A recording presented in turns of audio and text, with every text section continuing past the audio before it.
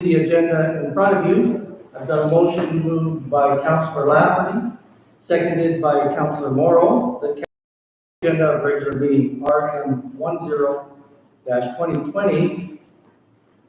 And if I could just add one item, which would be right after the swearing in of the new Councillor Randy Simpson,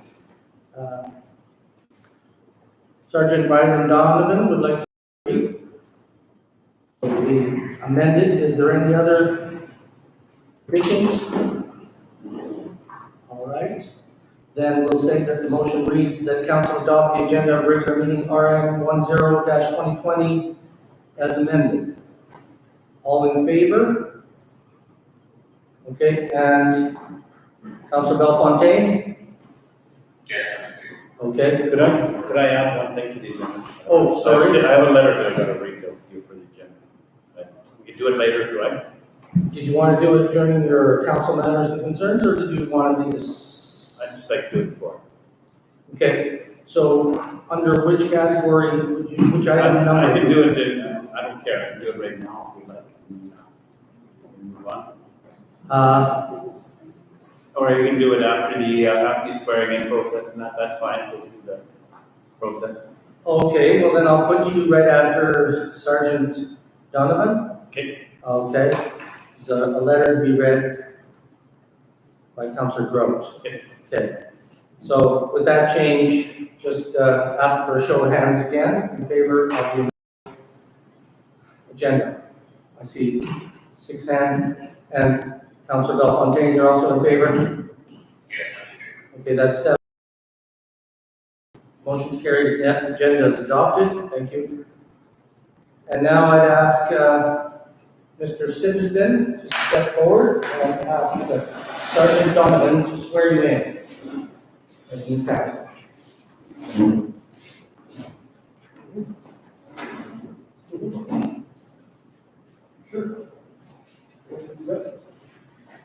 Okay. I, Randy Simpson, do solemnly and sincerely promise and swear that I will duly, faithfully, and to the best of my skill and knowledge, execute the powers and trust placed in me as a councillor for the village of Fort Simpson.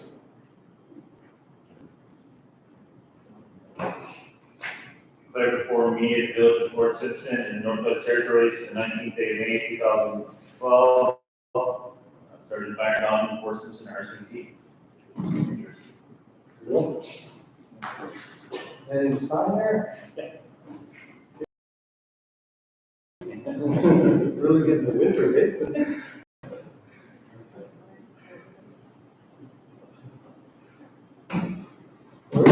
Is that good? Yeah, we're going to the bottom portion.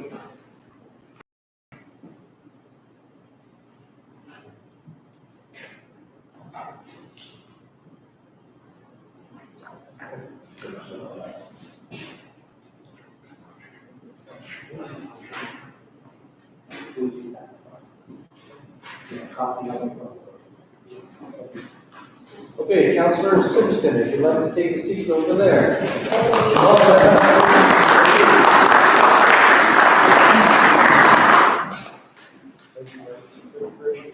Okay, now, so moving along on our agenda, we've got a quick update from Sergeant Donovan.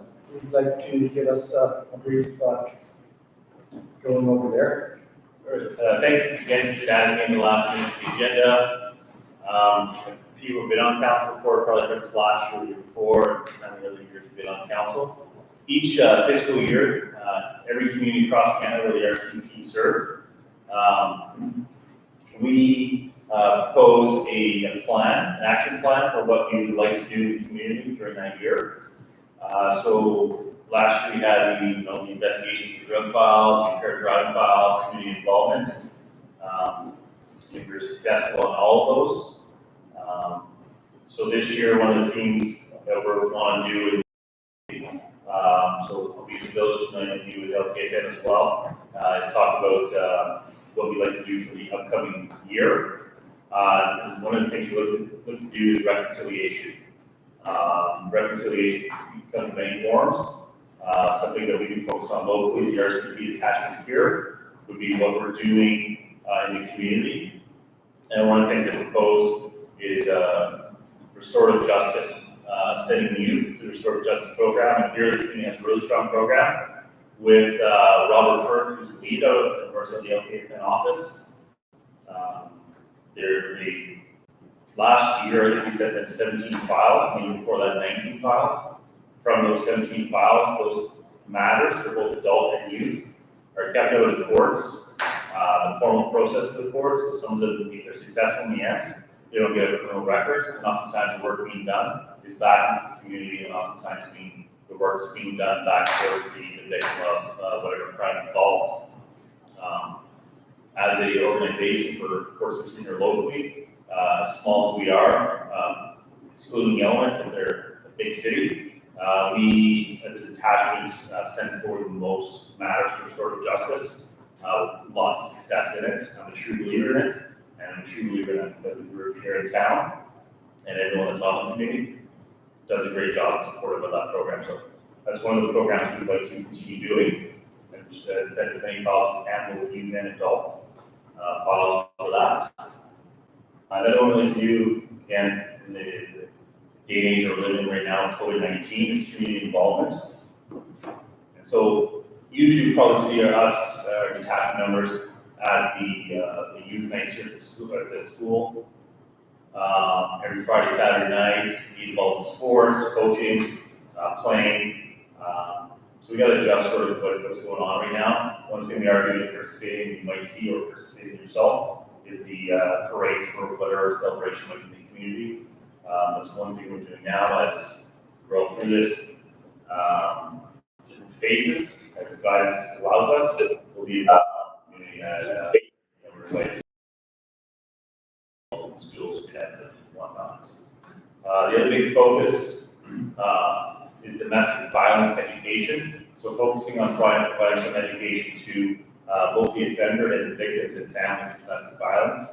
Again, in COVID-19 world, the average probably won't happen right now, but individually when we meet with people, part of our files, part of our investigations, is trying to have that sit down, trying to help provide whatever guidance we can to that person down.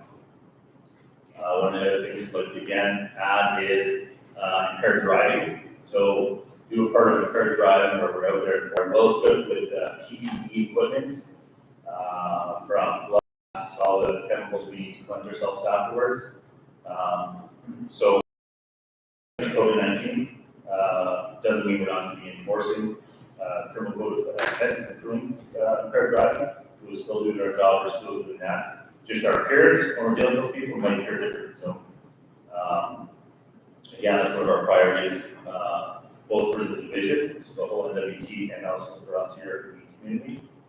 And then another one would be victim services. Again, Betty Bird, victim services coordinator for the community, has done an incredible job. Takes a massive caseload where there was over 220 referrals last year. One person doing that is massive, and she's doing a successful job of that. Again, that helps people through the process to bring the matter to a finish, right? So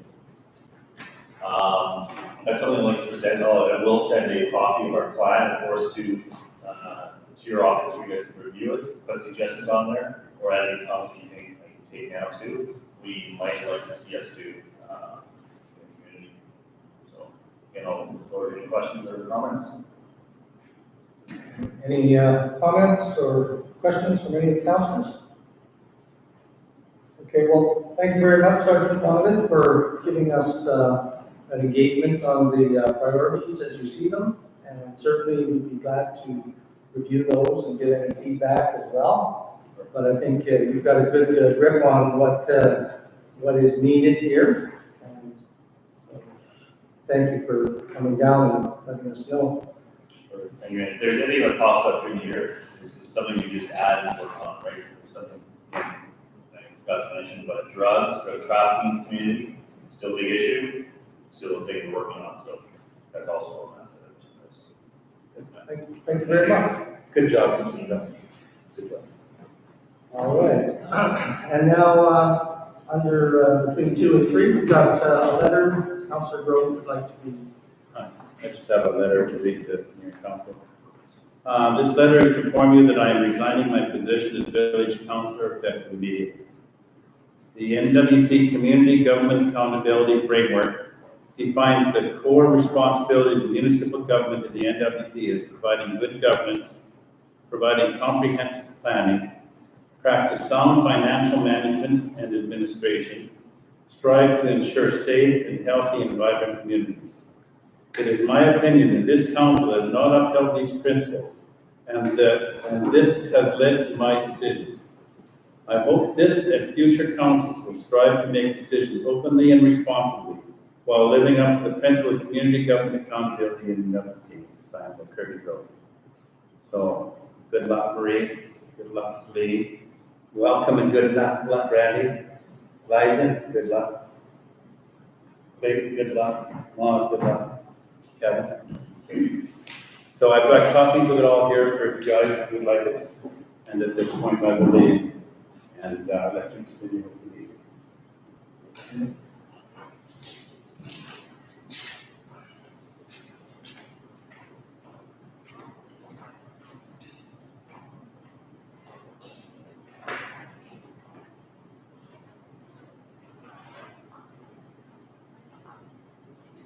All right, so item number 5, declarations of interest in this evening's items. Does anybody have any declarations to make? Okay, none noted. Councillor absences, we don't have any, so we don't have a motion to deal with that. And delegations, we have 2 gentlemen this evening, Philippe Rouleau and Patrick Phillip. The superintendent and assistant superintendent of the Decho Divisional Education Council. And they would like to bring us some information on a new project they're working on, and really it's more than that, it's a vision for education going forward in the Decho. So with that, I'll turn it over to Vivian. Thank you very much. Thank you for giving us some time. What we'd like to do today is share a draft vision for education. I call it a draft because we will not move forward without the approval of the town chief, of the local chiefs, band councils, and all of the stakeholders. Education is too important. It's for the community, it's for our children. And I'd like to share the vision that Patrick and I have of education and the proposal we have for you. First of all, education comes from the heart. That's why everything is connected in green, all the bubbles are connected to this basic principle. You have to love the kids, you have to love what you're doing. Otherwise, you should not be in education. Regardless of your position, teacher, doesn't matter. Secondly, education is comprehensive. It's not about just the math and English. We have to make room to traditional knowledge. We're on that land here. We also have to understand that a lot of our kids have mental health issues, realities, poverty is a fact in some of our communities. We need to be sensitive to those matters because the child has to be ready to learn. Size fits all. I will hear your complex needs. That's what we offer. That kid will not succeed. Flexible. You have to adapt to the needs of the children. So mental wellness is about hope, options, feeling capable and loved. Comprehensive approach. So from which is teaching from the heart, connected. All of us, we're all connected. And we know that bullying is an issue in the lecture. We are going to address it head on. More than $2 million of extra funding this year. That's how we're subsidizing all of this. Okay? We are going to deal with bullying. And we're already setting up training for our staff in August. We will have community workshops. But we're also going to work with our elders and knowledge keepers because there is room for traditional ways, problems that our children may have with one another. We need to address bullying head on. There is a fantastic program in BC called Erase. Patrick is very knowledgeable in that area. An expert on social and emotional learning, so he's going to carry those 2 portfolios. But we are going to implement Erase bullying as early as when the schools will open. And within 2 years, we will have bullying completely under control. We've seen it in place in BC with districts that were dealing with a lot of violence. So trust me, you're going to have bullying under control. But again, we need to have a room for traditional knowledge in our approach when dealing with those issues. So it's about staff training to all the world and years. Or if you look, it's already there. So what we're going to do is make sure that the daily laws are connected, well, the social emotional learning, let's take it back.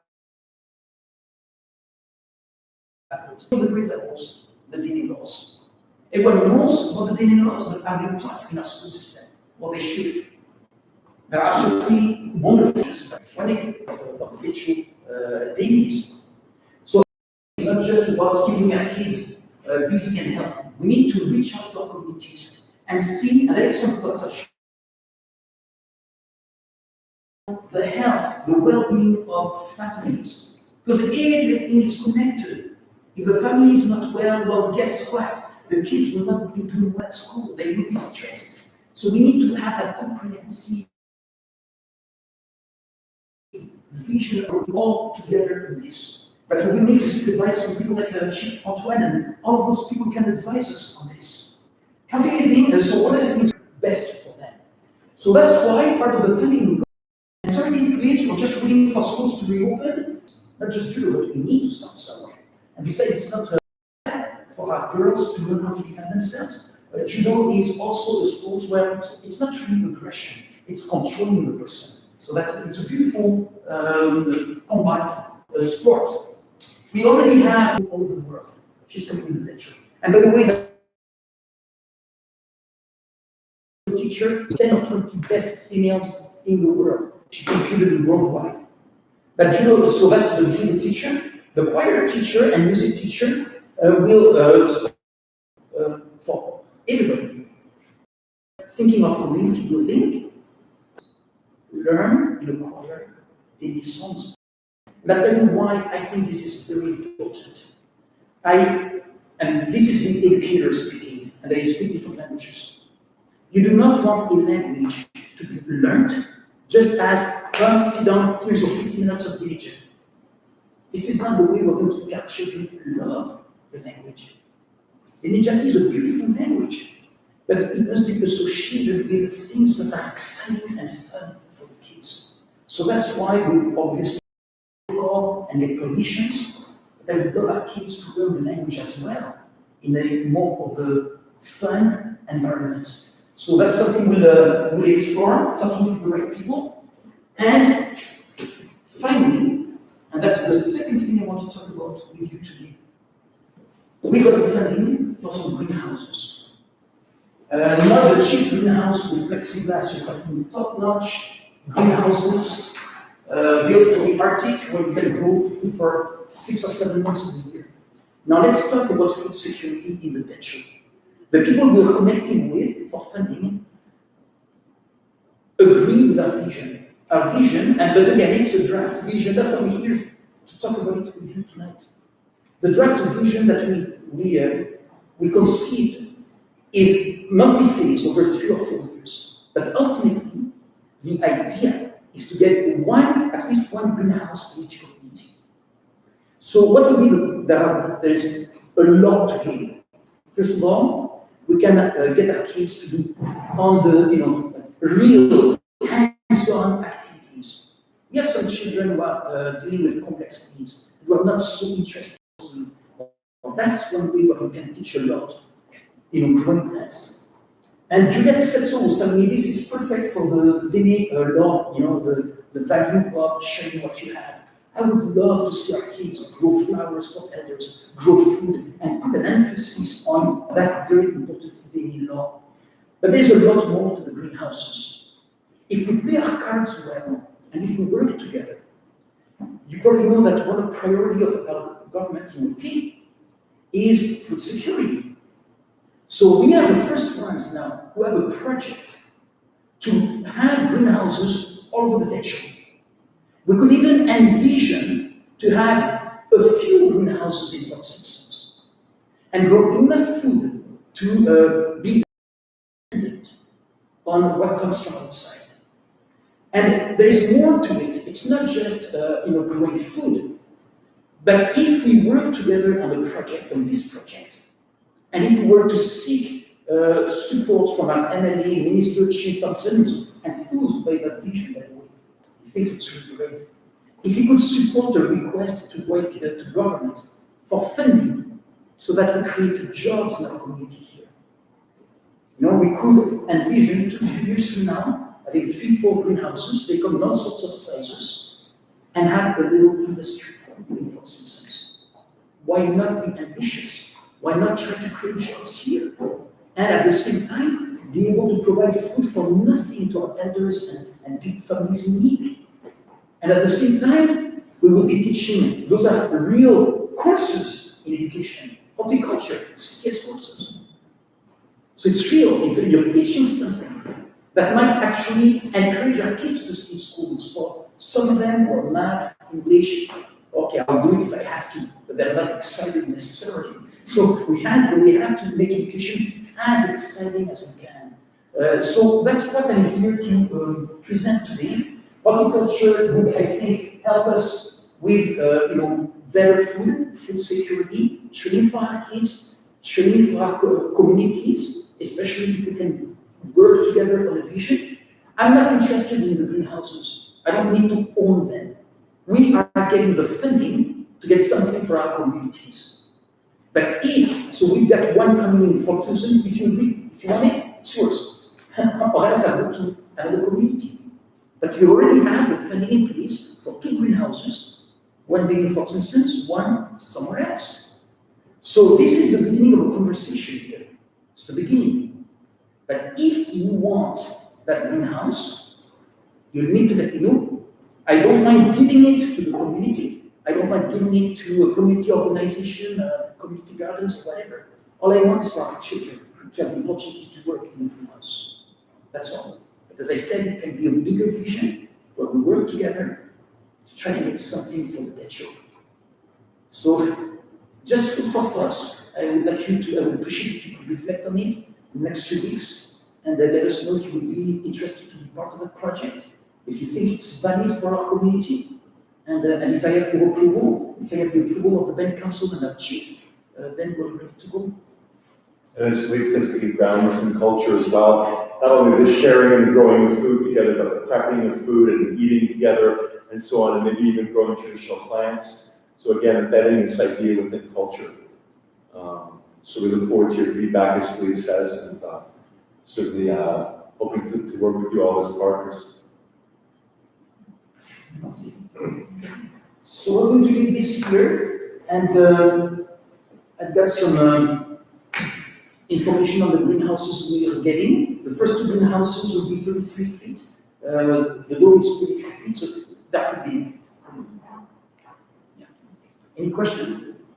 Anybody have any questions for Philippe or Patrick? Don't forget to get a development agreement. Well, so you will need to get me through this. Yeah. If you're interested to be part, we need to work together. Maybe put up a committee together and see how to proceed. Was, I think, is, Go ahead. sorry. Yes, go ahead, Councillor. Thank you, Mayor. Thank you for this project. That's very, very impressive. Fortunately, I believe we have one of the councils, Councillor Sylvester. He's been doing that all his life, I think. So this is a good opportunity for Randy to see it and think about it. I just have a question. In fact, it might be not relevant to what the issue is, but as the youth is our concern here and our concern all week. You mentioned that you have a judo teacher and music teacher. Yeah. Are they? That's one position. Is it for the whole region or how? Yeah. Are they going to Both. Yes. Yeah. Both the judo teacher and the music/choir teacher will be located in Fort Simpsons. So the judo teacher will invite kids from grade 8 to come regularly. Once a week, that teacher will go to Fort Yard and will bring the students from Manhattan if they want. But that teacher, the judo teacher, will be here like 4 days or 5 days per week. So she is located mainly here. We have another junior teacher going to Fort Providence, and we will bring the students from Kakisa. So it's really mainly here. The choir teacher is a district teacher, but likewise, the way we're going to proceed with her is she's going to be here most of the time, but she will leave probably every 2 weeks and a half. She will take 4 or 5 days and visit a community. So she'll spend 4 days in Italy, and probably in the year she'll be able to go 3 or 4 times in each of those communities. And if you spend 4 days, it's enough to get something going, especially if the teacher works with you. Any other questions? Well, Philippe, I just want to say that, I'm very impressed with your vision and your passion in explaining to us what it is all about. I can see that a lot of thought has gone into this, and that it really isn't a cookie cutter type of solution, that you've thought about how it fits the people of the region and of Fort Simpson, taking into account the cultures and the way of life here, the issues that people are facing. I'm very impressed, and I'm sure that the council will want to be involved in some way, which we will discuss, and certainly we'll be writing back to you with what we can offer you as well in pursuit of your vision. Thank you very much. Just want to clarify, this is not just my vision. It's No. central vision. Yeah, We were came to explain. with Nancy, Kim, Hardesty, and Patrick, the ones who try to see how everything could come together for our community and our children. And again, it's a draft. By the time we're done consulting with everybody, we might have more bubbles and remove some. The idea is to ensure that we all buy into it. Whatever is the outcome, it's going to be the potential vision for education and building capacity. Thank you, Mr. So we go, if you don't mind, because we started at 7:30 to be, and we'll be tired. No, appreciate very much the presentation. Thank you so much, Jack. Thank you so much. We'll leave this for you, if you don't want, if you don't mind.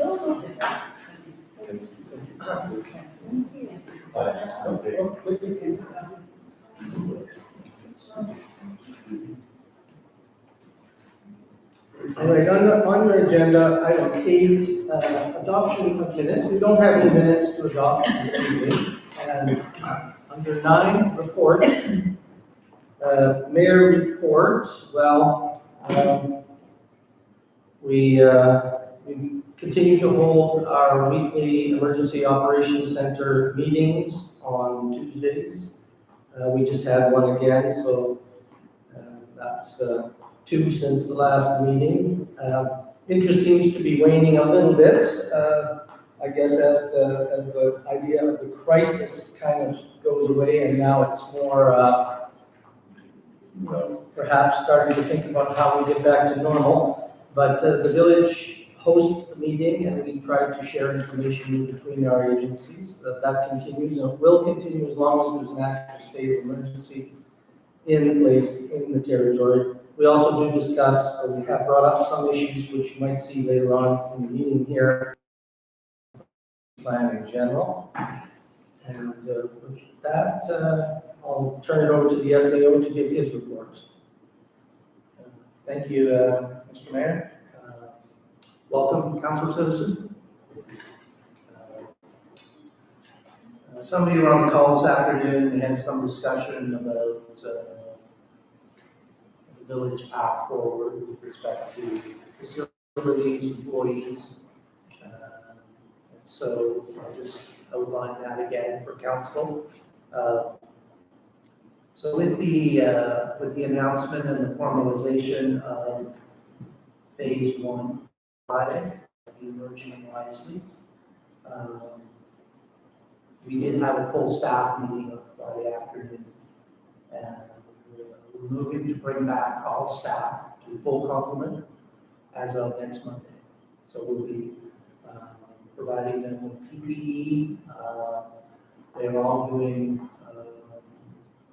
required risk assessments as part of the safety protocols. So we had a very positive meeting on Saturday, so things should get back to normal. With respect to the facilities, the village office, we will be returning to work. However, we will remain closed to the public through phase one. We continue to service the public as we have been, and work freely. The rec staff will be back fully next week. There are some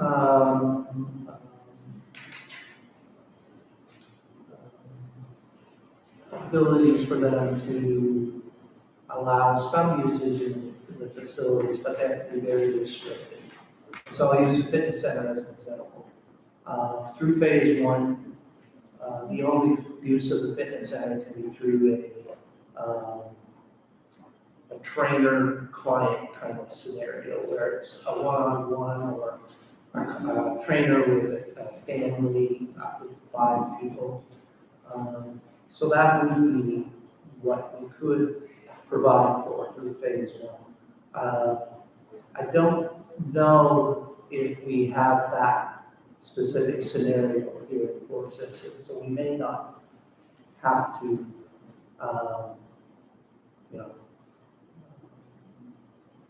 look to do that. But again, if that's a request, and that would come through the coordinator, and that would be provided for.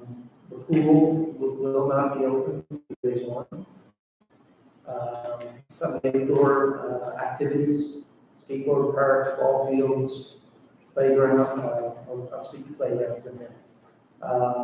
They can be used outside, up to 25 people, social distancing and what have you, so staff are made aware of those. Playgrounds can be open, up to 10 people at this point in phase one, and they're encouraging that it be children under 12 that they're encouraging at this point. So most of the rec facilities.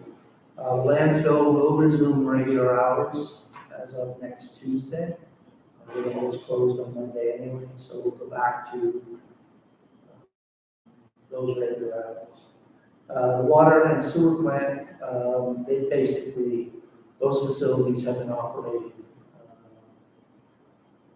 as they always have. We just have full complement of staff back.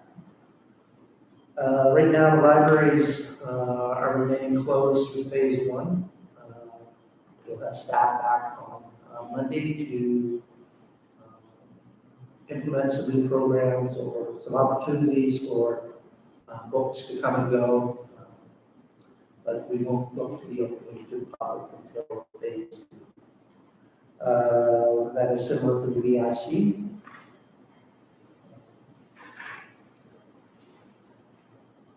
So as we go in, which will allow up to 10 people to come in,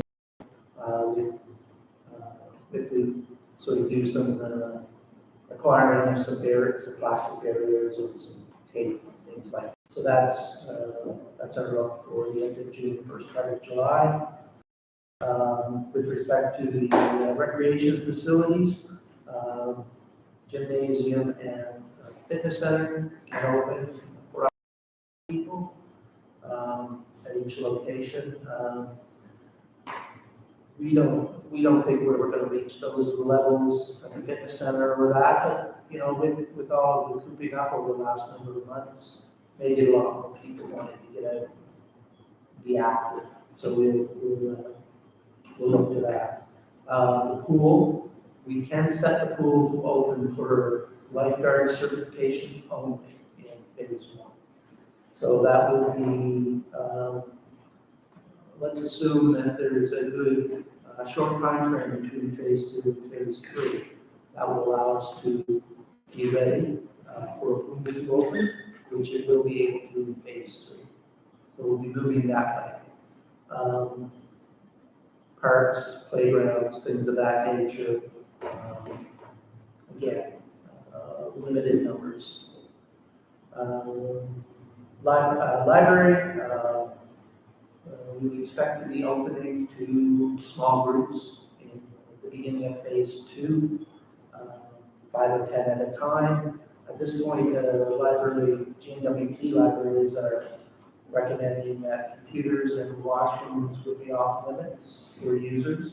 And that purpose of allowing is for people to go in and get the book they want, or it's not a social thing at this point, that you just go in and you go in. And so that can be controlled. The VIC, as I mentioned, traffic we're going to get this year, but we all know that it's going to be down because the travel will only be travelers within the territories. So, but we still see an opportunity to provide some service to folks that may travel from Yellowknife or passing through what have you. So we're looking at that. We may do we may reduce the hours that would be consistent with the hours that we were open at the village office. We're going to work through that to see how that can work. And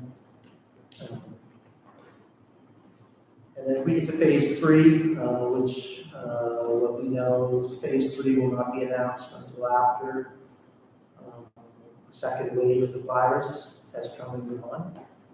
And pretty much everything is the same, other than at that point, we would be able to open the pool to the public. Again, we would probably want to control the numbers that are in there, but we'll be able to open. With respect to the pool, there's also a distinct possibility that coming out of phase 2 or out of that second wave will be too late into the season. And so we may end up having a pool not open at all for this 2020. But just that is a possibility. We'll keep it up in fingers crossed and see what we can do there. That is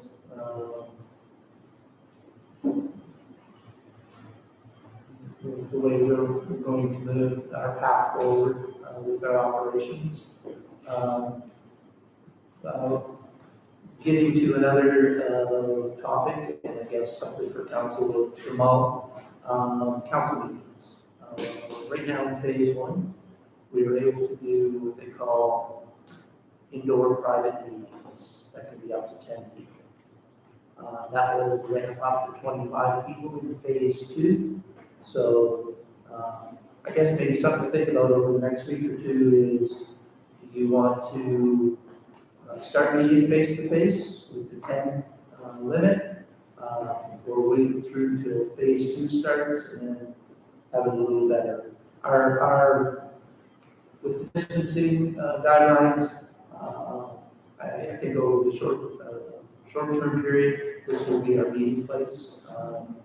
Meeting at council chamber doesn't give us the ability to distance appropriately. So I think I'm done, Your Worship. So any questions, certainly try and answer. Good, thank you. Anybody have any questions for SAO White? All right, well, thank you very much for your report. And moving along on our agenda 10, table items and old business, there is none this evening. Resolution regarding the tenant improvements package. I have a motion moved by Councillor Morrow, seconded by Deputy Mayor Antoine.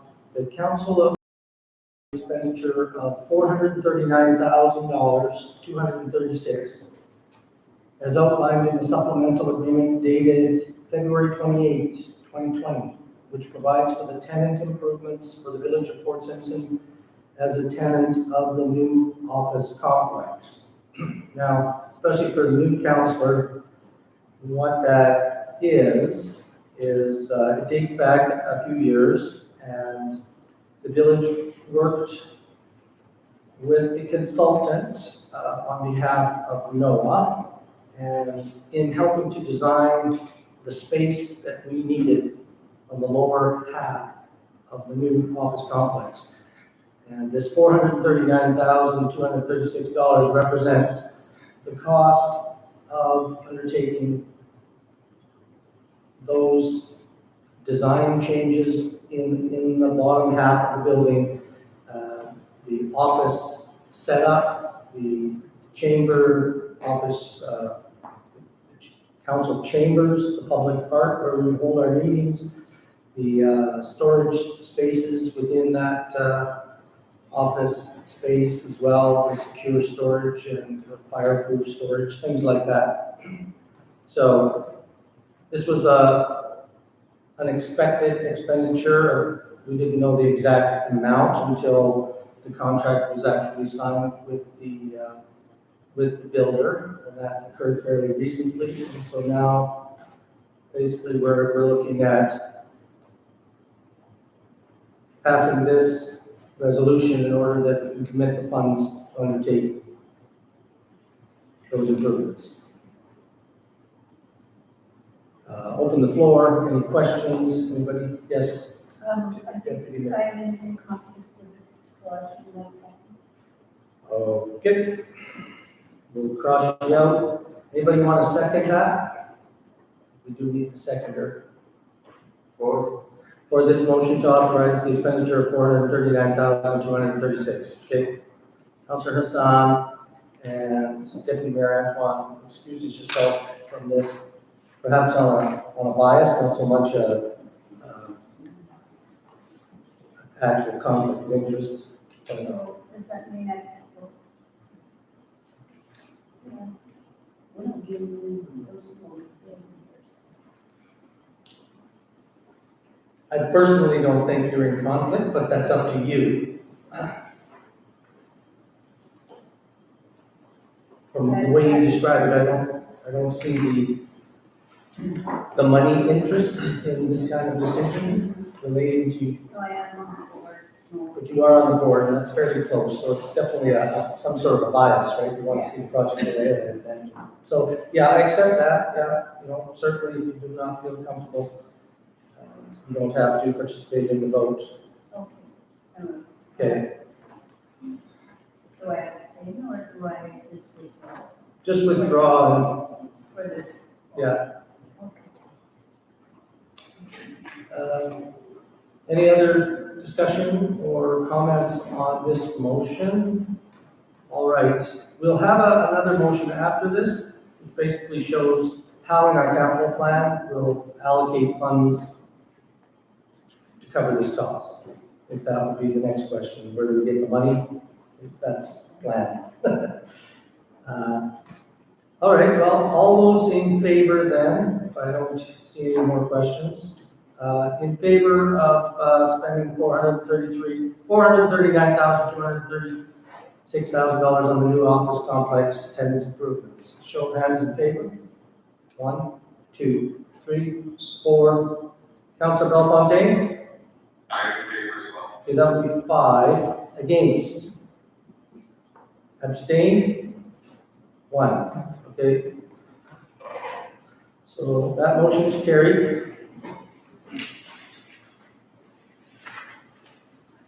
Next, on 12B, got a motion moved by, now do you want to cross your name off this one too? Okay. Can I get another mover for the motion on how this funding is going to be allocated in the 5-year capital plan? Anybody want to move the motion? Okay, Councillor Hassan again. So, motion moved by Councillor Hassan, seconded by Councillor McPherson that council approve the 5-year capital plan. The latest revision incorporating the tenant improvements capital expenditure of $439,236. And with that, Darryl, did you want to just go over how exactly that is occurring? Yeah, as we sort of discussed a bit last week, the capital plan, this is a new expenditure, and we would allocate any surpluses this year that come out of our operations, both in general and water and sewer, as a capital revenue to offset the required payments this year. And we would fund the 2021 required commitments with our community public infrastructure funds for capital. And so if you look to the end of 2021, we see both our gas tax and CPI funds are back in healthy positions.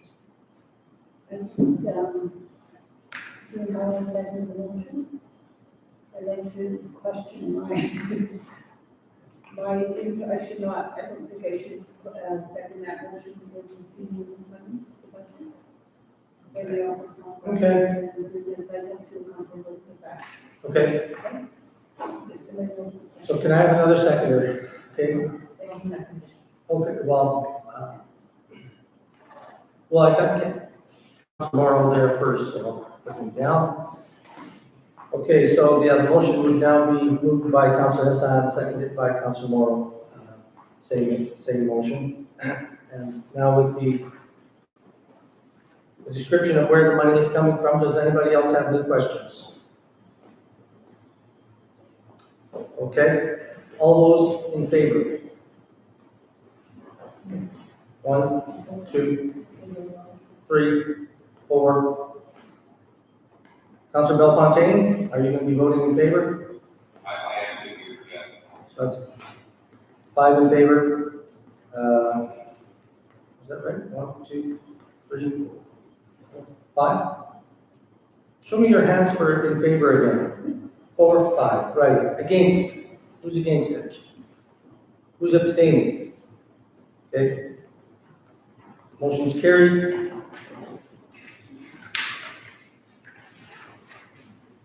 And now we've got Fort Simpson wildfire prevention, a resolution dealing with that issue. I've got a mover, Councilor McPherson, seconded by Deputy Mayor Antoine. Now, just bear with me. It's almost self-explanatory, this resolution. By the time it's done, you may not need a whole lot more information. It's a resolution to request the GNWT to undertake immediate wildfire protection activities within the Fort Simpson municipal boundaries at Noah Heights and Wild Rose Acres. Whereas the Department of Environment and Natural Resources, DNR, undertook a study and adopted a plan entitled the Fort Simpson Community Wildfire Protection Plan, hereafter called the Plan, in 2011. And whereas the plan is still the main planning tool regarding fire prevention used by DNR and the village of Fort Simpson. And whereas the plan identified 2 areas within Fort Simpson's municipal boundaries at the highest risk to wildfire. Number 1, Wild Rose Acres. Number 2, Noah Heights. Identifying the risk to both subdivisions as high to extreme. Whereas the risk to homes in this area, approximately 75 structures, was identified as being associated with an excessive amount of overgrown and mature spruce vegetation, deadfall in the areas immediately surrounding these private subdivisions. And whereas these areas, and it's identified on page 16 of the plan, right around the outside edge of Noah Heights and outside of the private properties owners' lands, but surrounding immediately the back end. So like a circle around these 2 areas. Were identified as the top priorities for immediate fire prevention in the community through a process of fuel reduction and clearing.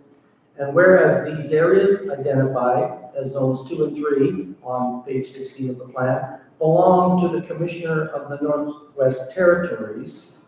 And whereas the plan states that zones 2 and 3 fuels reduction and maintenance is the responsibility of the land status authority holder and should be implemented based on the priorities identified in the plan.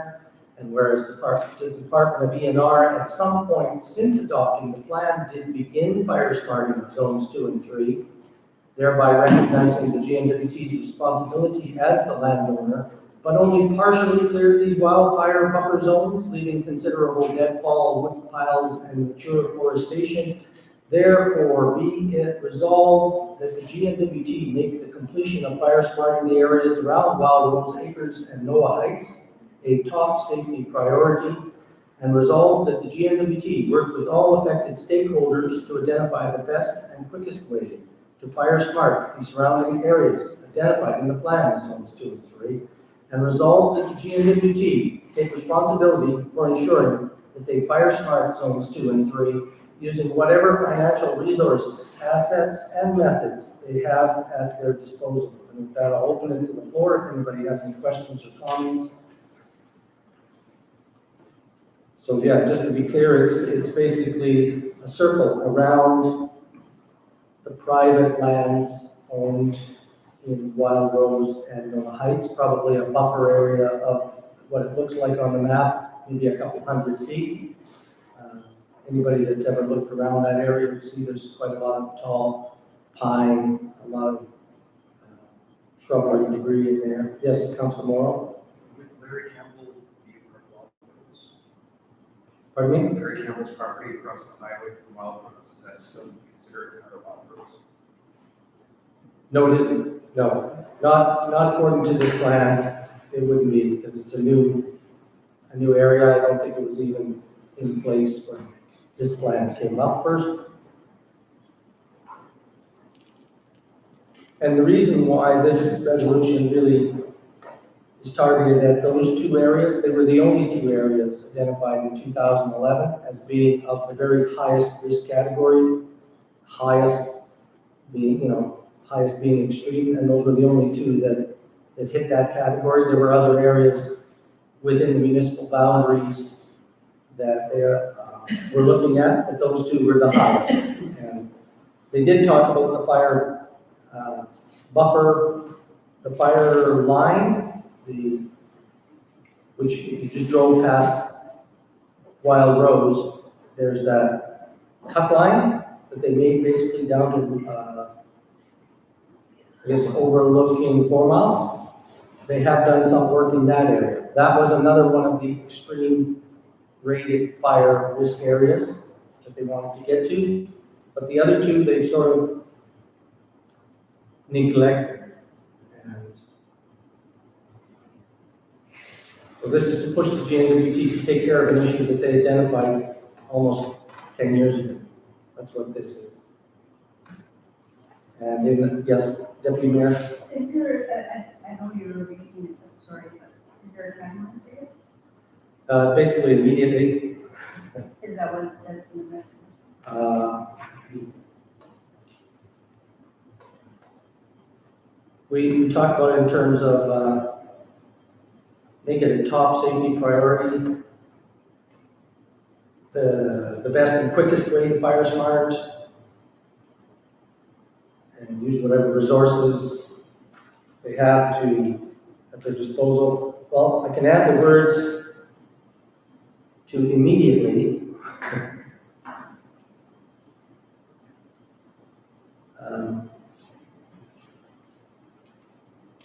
Undertake this work. I can add that. Yes. There's another area that I don't see that put down. Along the Wrigley Road, going down, there's trees that were cut quite a few years ago, and they're all piled up, and they're all dry, and if that's set fire, it would go towards the town. Right. So that's a real bad area, like some places you can't even climb over those deadfall, because we tried sometimes, we're going to pick berries in the last 2 years, and we couldn't even get through it, but the trees are so thick there. They're very dry, and it's such a danger, and it goes down for quite a few miles. Yeah, you're gonna have to check that out, because I mentioned it before, once or twice at the meeting, and that woman from the DNR was there too.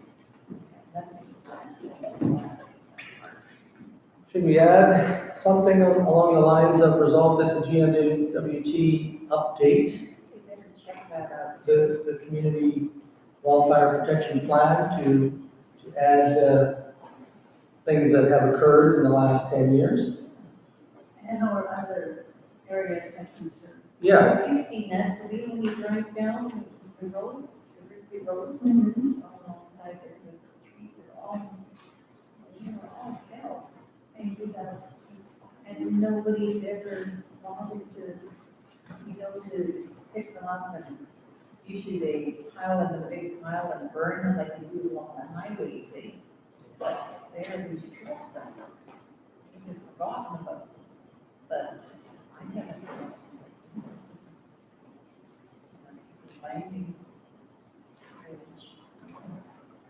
Um,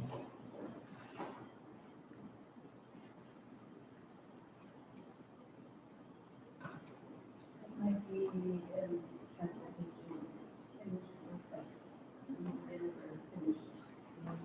So if the mover and seconder would be all right with adding one last resolve, that the GNWT update its plan to take into account other fire risks within the municipal boundaries.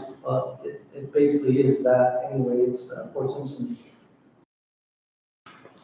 municipal boundaries plan, but the other fire risks that may have changed in the last 10 years. Some of these things are, I guess they weren't there when we first did this plan, what you're talking about.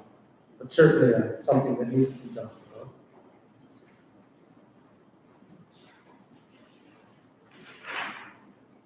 So mover, Councilor McPherson, and seconder, Deputy Mayor Antoine, are okay with that change? Okay.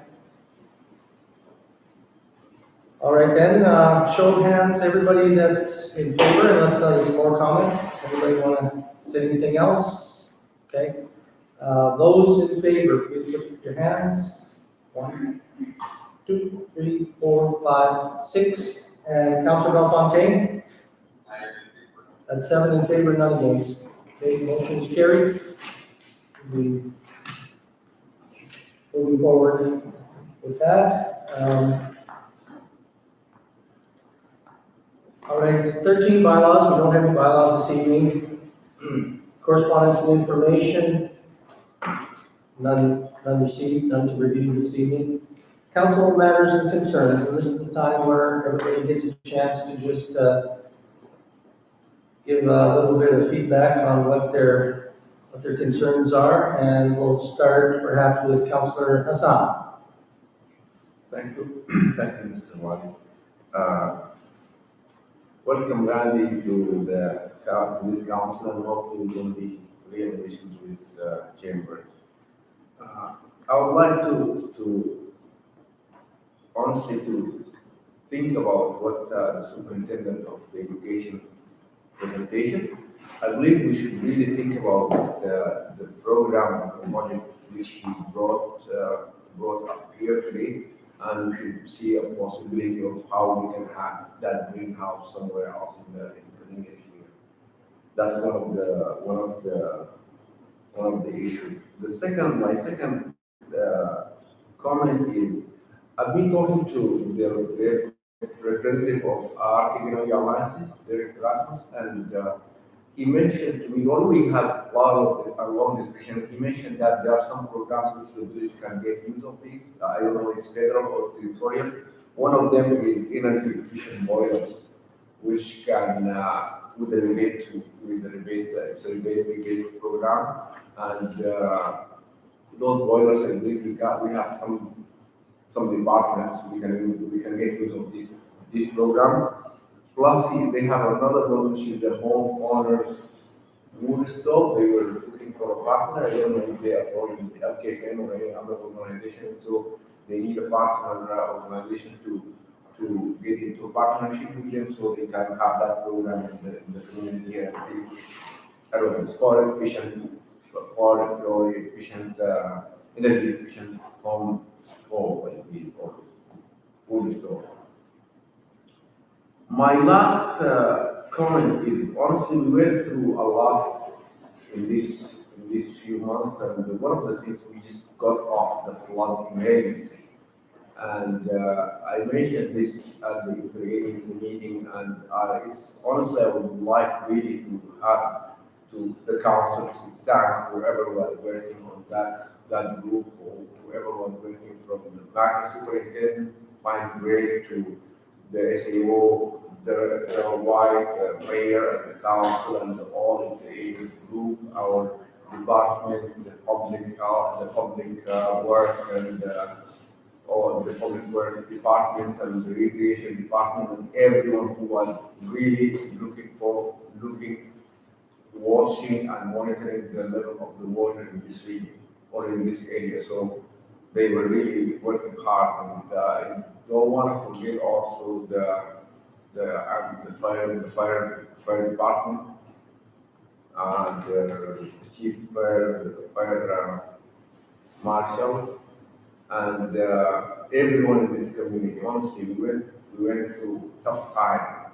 And like right now, we have COVID-19, then we got into the flood time, and right now we're going towards the fire season. So the best idea to to deal with disasters always you deal with preparedness. It's not, I don't have to be prepared to evaluate. I have to be prepared to deal with the issue before even it happens. So, and that's why the idea of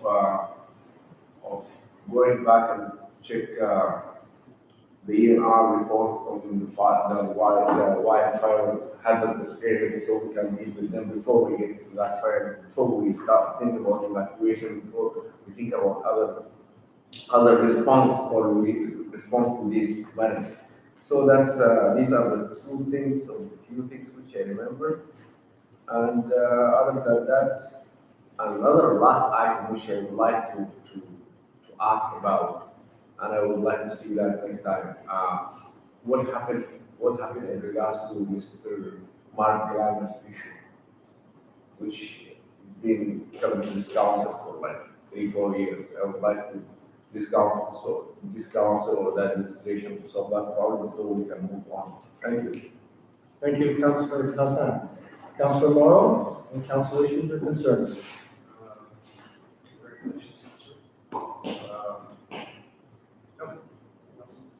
Okay, thank you. Councillor McPherson, any council issues or concerns? First, I think now that spring is here, we see a lot more four-wheelers and dirt bikes out. And we see people complaining about them wreckings and spots on the golf course. What grounds does our bylaw officer have to deal with some of this stuff? Because I guess the dangerous when we see the young kids out there, and I don't know how we're enforcing it or So maybe getting some notices. where we can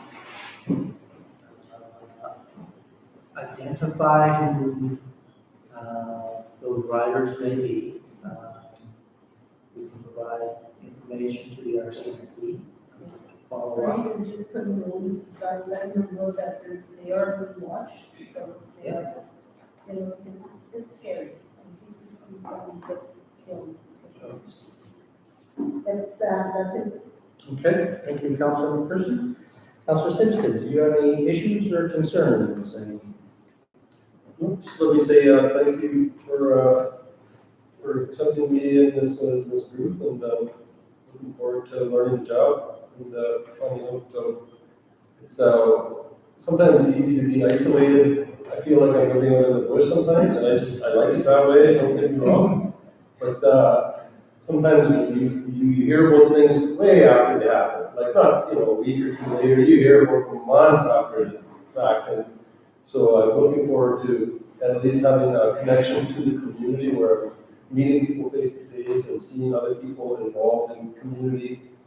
And it's really now it would be my only interface really with Fort Simpson. I've been in the ranger patrol. That was sort of my only way of going into the community and being part of a group in the community. And then the ranger was very quiet the last few years. So this is so basically it was I had nothing. I had no way of engaging with the community. And so this for me was a way of engaging with the community. So thank you for that opportunity. Okay, thank you, Councillor Simpson. Deputy Mayor Anton. Welcome. Also, I'm glad that you're in here with us. It's good to see other people getting involved and looking forward to it. Concerns, I was just thinking about what Maz said, but it's kind of hard to hear across. I'm not too sure, do you hear everything he said? I don't want you to repeat it, but I just got one about, preparing for fire, but if we have to evacuate, communicate those risks. And you said something after and then you stopped. I said, we agree on dealing with the fire issue in regards to the preparedness before we go to deal with response or evacuation or deal with the fire after it happened, or we should start with the preparedness phase before we go to the phase that where we are like, we just become passive and just wait for the fire to happen, then we evacuate. That's what I meant. Thank you. Thanks. Yeah, I fully agree with you. We had brought this up a year ago, I think.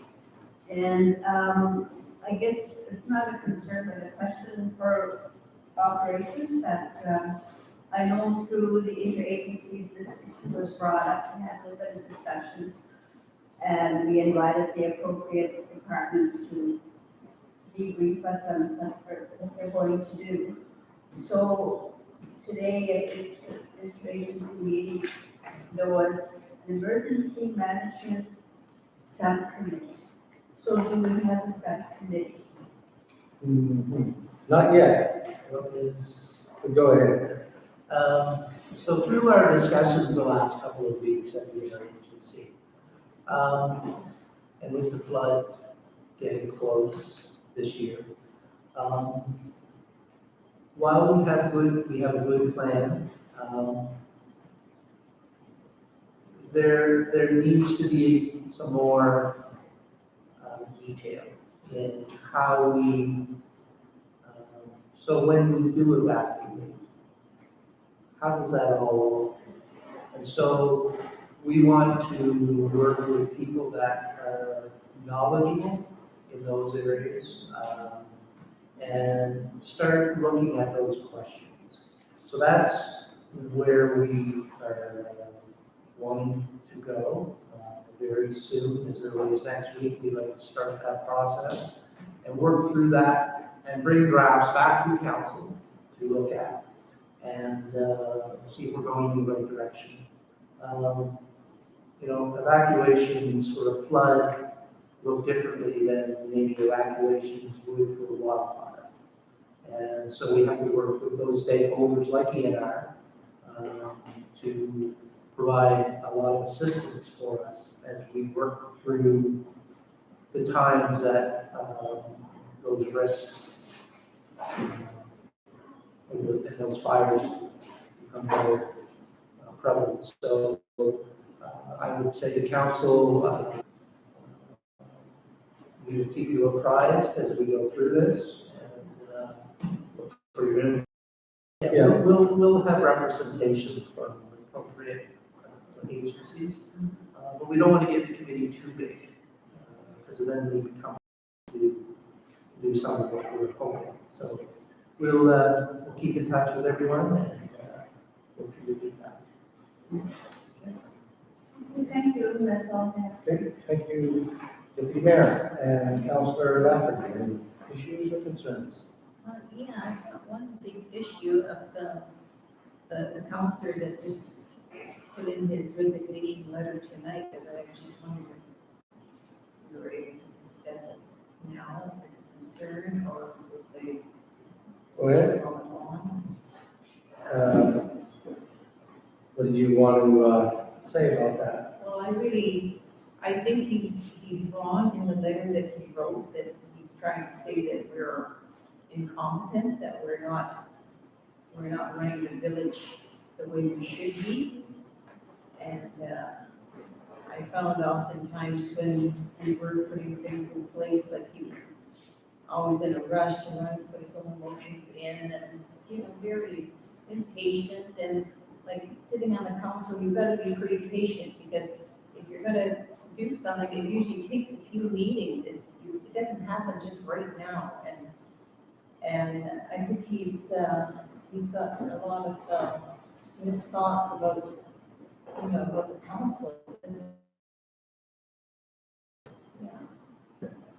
Thank you for that. And any other issues or concerns?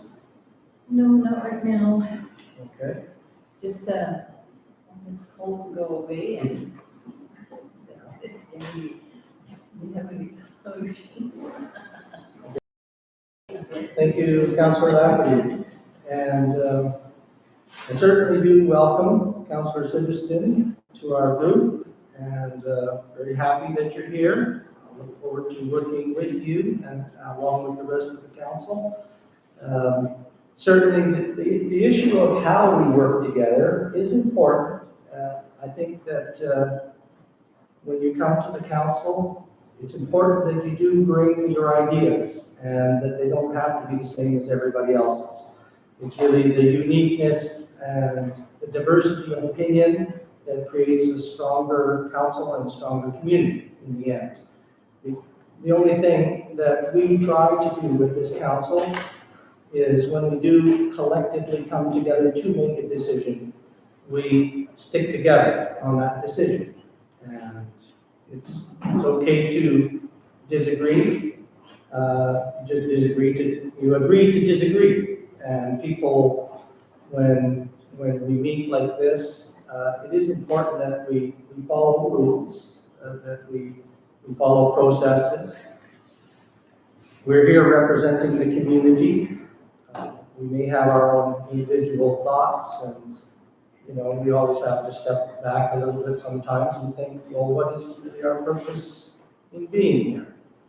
I think because you're a new councillor, certainly don't be afraid to ask us any questions about our processes or procedures, and we're going to try to look at getting some training through MACA delivered to quickly bring you up to speed on those processes and roles and responsibilities, things that some of us have seen for a number of years, but I think we'll all participate together at this sort of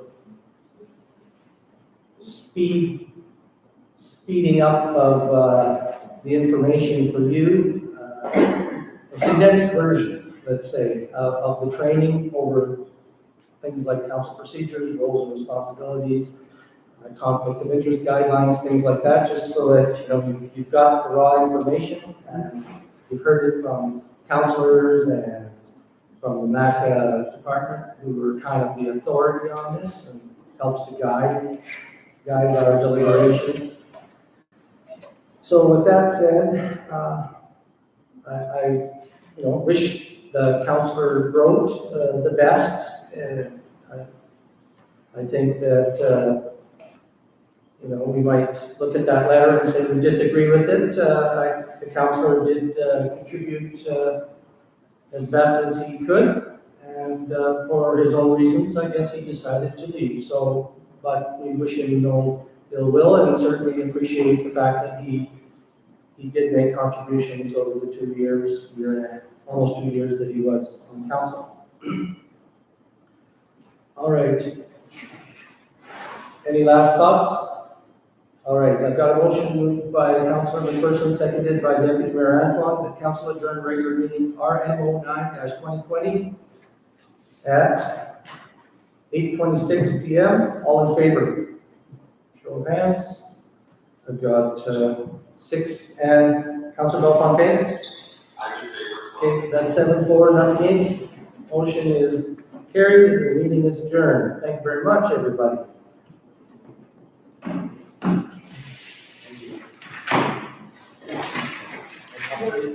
Yes.